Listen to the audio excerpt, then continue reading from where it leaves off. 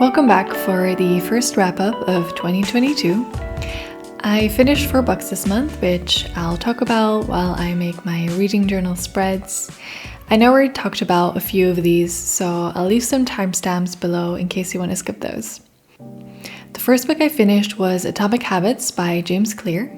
I am generally quite skeptical about self-help books. I haven't read many that are actually useful to me or that actually answer the questions that I want them to.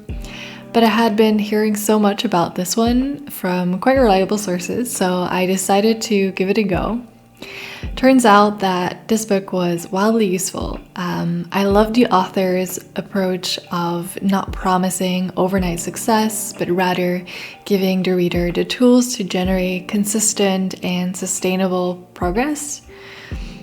The book allowed me to understand why some of my own attempts at creating habits have failed or worked well in the past. And I'm confident that if I use the tools explained in this book, I can actually create habits that stick. So I would recommend this book to anyone who might feel overwhelmed by the need to create resolutions and make these drastic changes in their lives and are looking for a step-by-step guide for achievable and sustainable change towards the person that you want to become. For the spread, since it's nonfiction, I did want to focus on the content, which is a little different to how I approach my fiction spreads.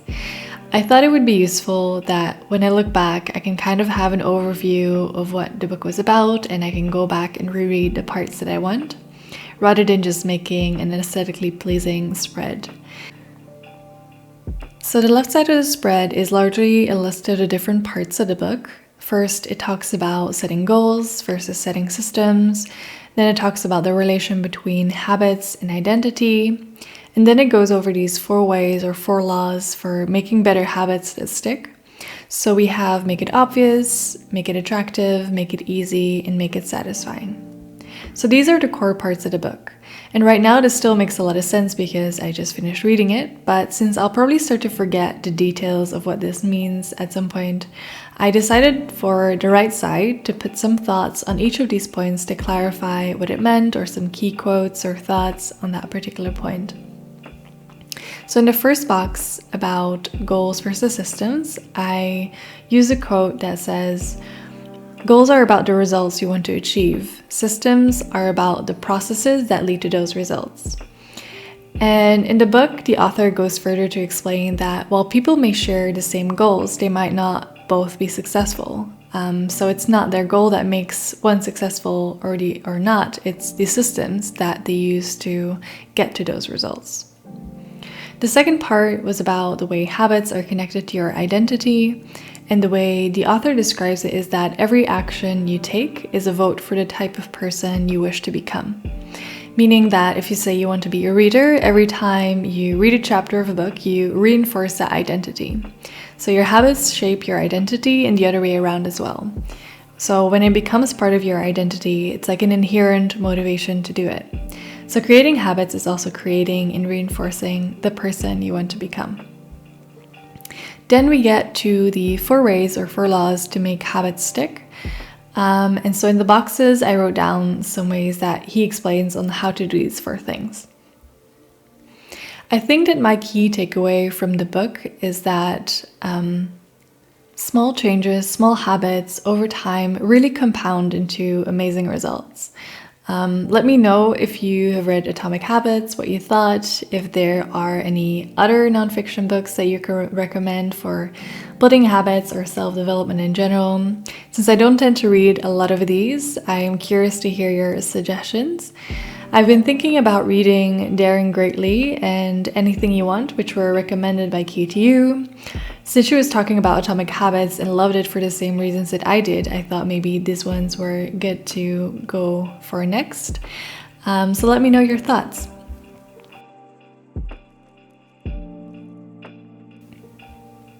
Next, I read The Love Hypothesis. If you don't know already, The Love Hypothesis follows Olive Smith, a PhD student in pancreatic cancer at Stanford University. She is casually dating this guy named Jeremy, but then one day when she meets her best friend Anne, they just hit it off and it's clear that they are a way better match. Jeremy and Olive weren't serious to begin with, so when they break it off, Olive tries to convince Anne that she's completely over him because she's pretty sure that they are the perfect match and she wants them to get together and be happy. So in this ruse of pretending to have moved on and already be dating someone else, one night she kisses a random guy in the hallway. Now this random guy turns out to be a very handsome but ruthless supervisor in the biology department. And so next thing we know, they're fake dating since it's a convenient life for both of them. And so we follow them through everything that the trope of fake dating entails.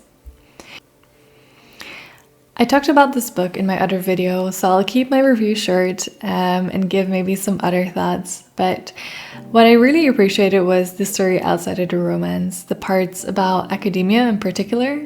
And I've been thinking about why this part was so important for me. It somehow makes the book a lot more balanced because the romance part has all the tropes, it's quite cringy, and it's just not a plausible story, which, don't get me wrong, all my favorite rom-coms have exactly these characteristics.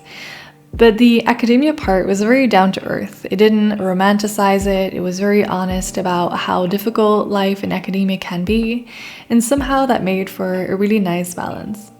So if you love rom-coms and don't mind a cringy and tropey setup and you need that distraction, this is definitely the book for you. It's funny, it's a quick read, and it definitely gives you that fix that only rom-coms can give you. A heads up for the steamy scenes in case you want to read this in public, it gets quite intense.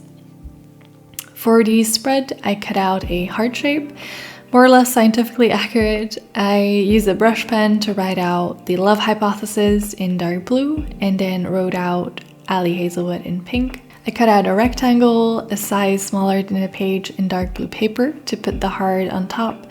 And then at the bottom, I added a little text bubble in pink that reads, "You smartass," a reference to a random aspect of a book that somehow stuck with me. For the right side, I started off with some sciencey doodles, some DNA strands, some lab equipment, an atom, and then I tried to write out oxytocin.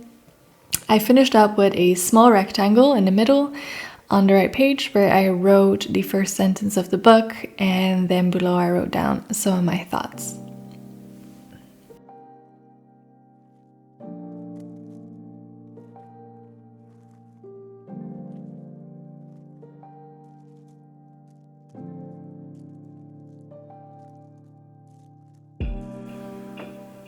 Next, I read The Invisible Life of Addie LaRue. I also talked about this book in a previous video, and most of you probably heard a lot about this book, so I'll keep it short. But Addie LaRue makes a deal with the devil to escape from a life she doesn't want. Her pact brings her freedom, but it comes at a great price. We follow Addie as she navigates her life where no one can remember her except for the dark.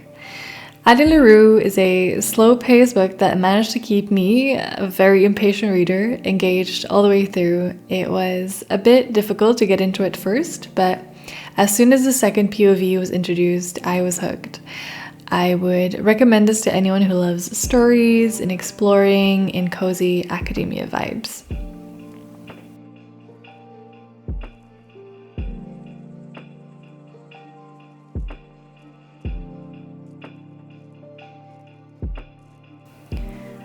For the spread, I started out with cutting out a round shape out of brownish paper. I used some old paper and maps that I thought would go very well with the Addie LaRue theme.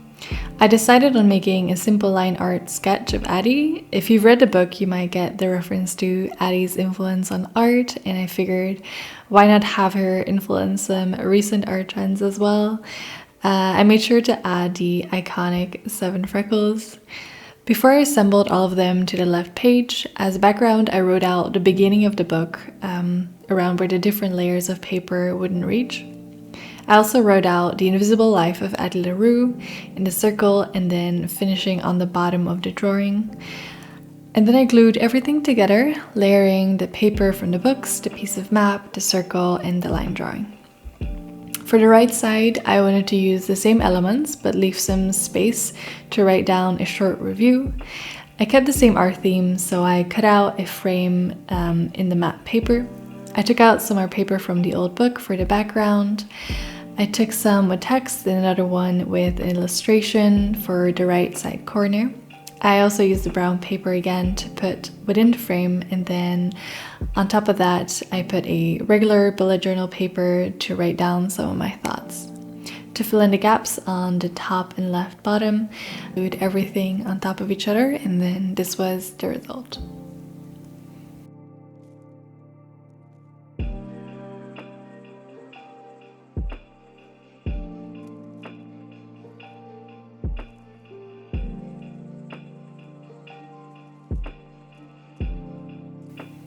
The last book I read was The Flatshare by Beth O'Leary. This book was recommended to me by a friend quite a while ago, and after I finished The Love Hypothesis, I was looking for another romance book, and then I remembered this one, and I'm so glad that I did. The story starts with Tiffany, or Tiffy, who is desperately looking for a new place to stay since she broke up with her toxic boyfriend. She eventually ends up sharing an apartment with Leon, but their arrangement is somewhat peculiar. He's a nurse on the night shift and she's an editor with a 9-to-5, so they agree to share the same flat at different hours. This means that they share everything, including the bed, so it's an odd arrangement, but kind of her best and only option at that point. So we follow Tiffy and Leon as their flat sharing experience goes on and how their relationship evolves over time. This book is a really quick read, and the first few chapters I thought it was going to be an easy 3-star read. I liked the concept but wasn't particularly engaged or impressed. I thought it was going to be quite predictable, and I didn't really like the writing style of the second POV from Leon's character. But after a while, I really got into it. I ended up really loving the characters, and not just Tiffy and Leon, but all the friend characters too. It's not often when you read a book and you're like, oh wow, all these are such good people. I hope everyone has people like these in their lives.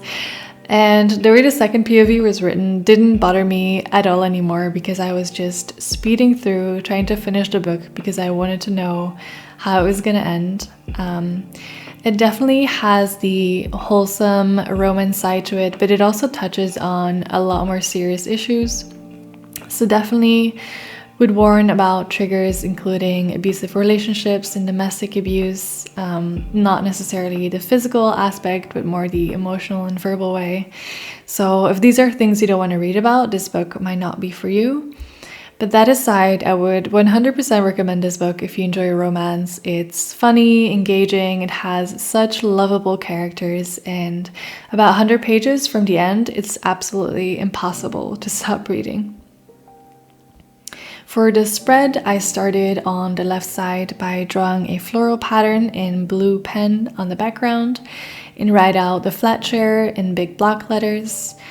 I used a green brush pen to write the author's name under it. I thought the floral pattern suited the book. In the story, Tiffy is an editor of DIY books, so I thought, let me make one page just kind of like a book cover for a book about floral doodles, because that's totally something she would be editing.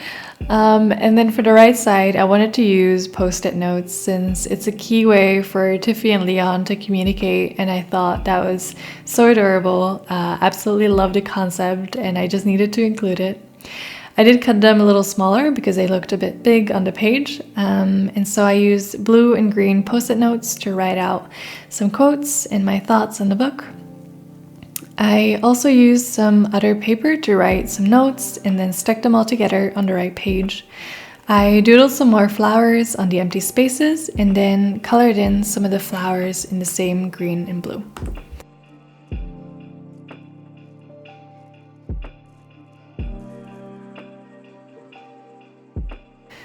A quick flip through of all the January spreads. I hope you enjoyed the video. Make sure to like and subscribe if you did.